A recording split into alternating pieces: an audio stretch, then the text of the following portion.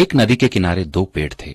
उस रास्ते एक छोटी सी चिड़िया गुजरी और पहले पेड़ से पूछी, बारिश का मौसम शुरू होने वाला है, क्या मैं और मेरे बच्चे तुम्हारी टहनी में अपना घोंसला बनाकर शरण ले सकते हैं? लेकिन उस पेड़ ने मना कर दिया। चिड़िया फिर दूसरे पेड़ के पास गई और वही सवाल पूछा। दूसरा पेड़ मान गया।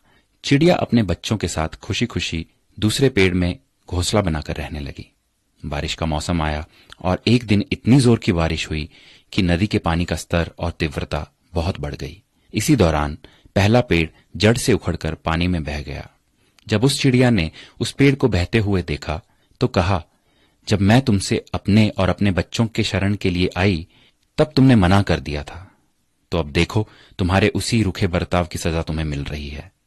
जिसका उत्तर पेड़ ने मुस्कुराते हुए दिया, मैं जानता था कि मेरी जड़ें काफी कमजोर हैं और इस वर्ष की बारिश में मैं टिक नहीं पाऊंगा। मैं तुम्हारी और बच्चों की जान खतरे में नहीं डालना चाहता था।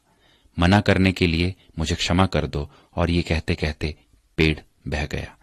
किसी के इनकार को हमेशा उनकी कठोरता ना समझिए। क्या पता उनके उसी इनकार से आपका भला हो। कौन किस परिस्थिति में है हम शायद उसे ना समझ पाएं। इसलिए किसी के चरित्र और उनकी शैली को उनके वर्तमान व्यवहार से ना तोलें। प्रभु भी यही कहते हैं कि एक मनुष्य दूसरे की सोच और विचार को नहीं समझ सकता। स्वयं प्रभु ही है जो मनुष्य को उसके हृदय से जांचता है, ना कि उसके रूप से। तो आइए दूसरों के बारे में ऊंच नीच से ना सोचकर सबको प्रेम और भाईचारे की नजर से देखने का प्रयास करते हैं।